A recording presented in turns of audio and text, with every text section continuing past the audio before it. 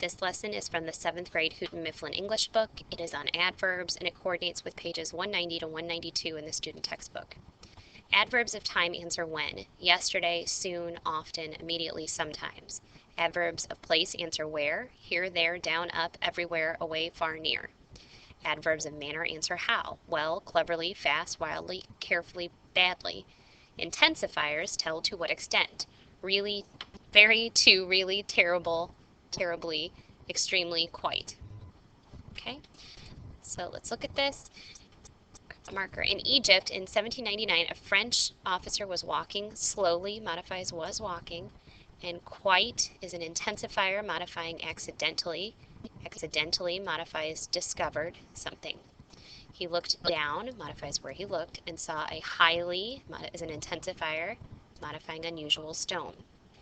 The large rather is an intensifier modifying flat stone was partially modifies was buried in the mud.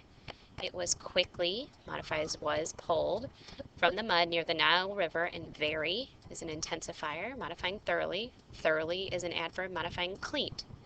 Inscriptions in 2 languages and 3 writing systems had been carefully carved into it. Carefully modifies had been carved onto it. The somewhat is an intensifier modifying lengthy. Message on the stone was a decree about the crowning of the king of Egypt in 203 BC. The Rosetta Stone was carefully modifies was transported to England. The stone still modifies remains on display in the British Museum. Experts have painstakingly modifies have studied the stone, but it continues to fascinate people.